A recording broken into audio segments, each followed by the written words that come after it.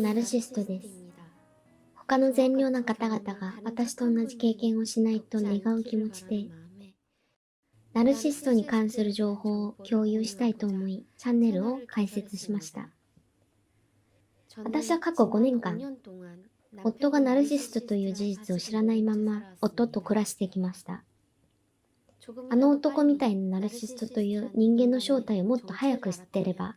地獄のような結婚生活を5年も送らずに済んだのではないかと非常に後悔しています。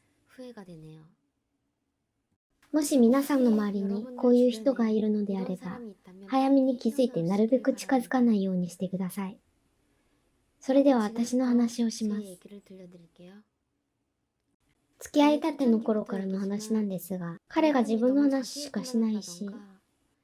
人の話は聞かないので、いつも私は苦しさを感じていました。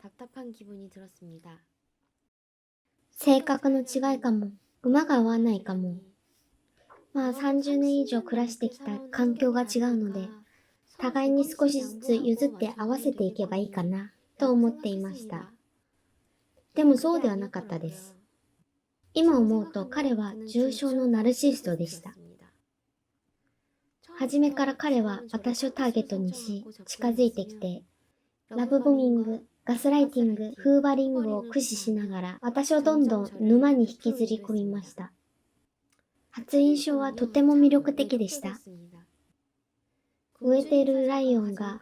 最もカリスマがあり、魅力的に見える、あの男がまさにそうでした。自信に満ちていて、誠実そうで、クリエイティブに見えて、ポジティブなマインドを持った常識人に見えましたが、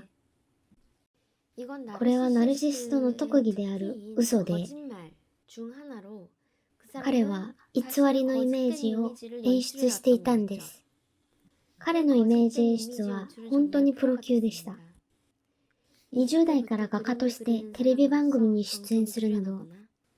傍から見たら別世界のすごい人に見えたんですけど、実はそこで言ってることはほとんど嘘でした。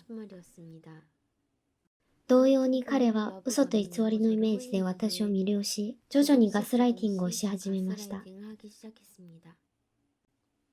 ガスライティングという言葉は現代社会では結構定着してきていますが、詳しい説明は他の映像でまた扱っていきます。また、具体的なエピソードをお見せしていくつもりですので、よろしくお願いします。恋愛を始めて3ヶ月余りのある日、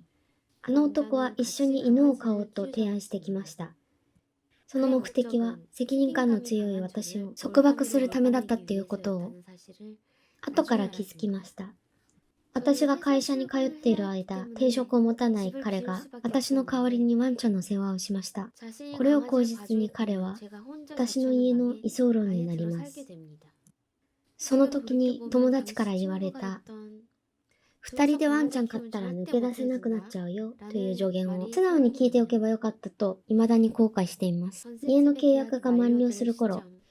引っ越しをしなければいけないタイミングが来ました。親は娘が一人暮らしするところに彼氏が住み着いていることに対し、おかしいと思ってました。あなたがまた家を契約しなきゃいけないのか。これを機に結婚するか別れるかしたらと言われ、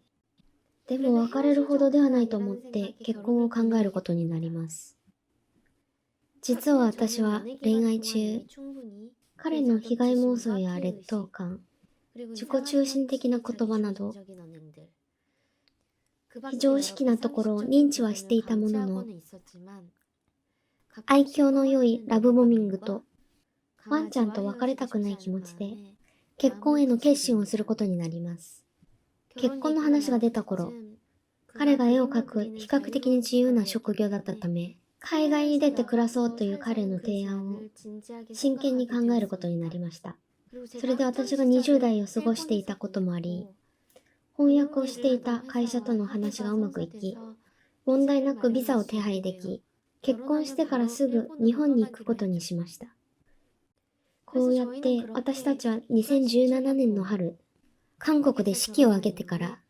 日本での新婚生活を始めることになります。その時からがまさに地獄の始まりでした。毎日のような飲酒に、物を投げたり壁を壊したりなどの暴力だけでなく、何でもない単語一つを変に捉え暴言を吐いては、極端な白黒の論理を披露され、反対の意見を提示するとなると、朝方まで寝させてくれないほど、私がいかに間抜けな人間なのか説教され続けなきゃいけなかったです。そして記憶をねじ曲げて、彼が攻撃したい時に、その記憶を引き出したり、私の母を含め家族を非難したり、すべてを私のせいにしたりなどのガスライティングを行ってきました。なんで5年も我慢してきたのか、恋愛期間まで合算すると7年、私の青春がぶっ飛んでしまったと思うと、本当に憤怒が絶えないのですが、幸いなことに今は避難してから1年が経ち、犬と一緒に暮らしています。韓国籍夫婦なのに日本で離婚訴訟を起こしている状態ですし、他の映像で日本で韓国人夫婦が離婚する過程も制作していくつもりですので、応援よろしくお願いします。普通の人々の中に、普通とは異なる悪い人々が、普通の人々のように暮らしています。私たちのチャンネルではこれから、夫はナルシストのほか、普通カンパニーの裏表が違う臭い人間たちを重点的に取り上げていく予定です。登録といいね、通知設定よろしくお願いします。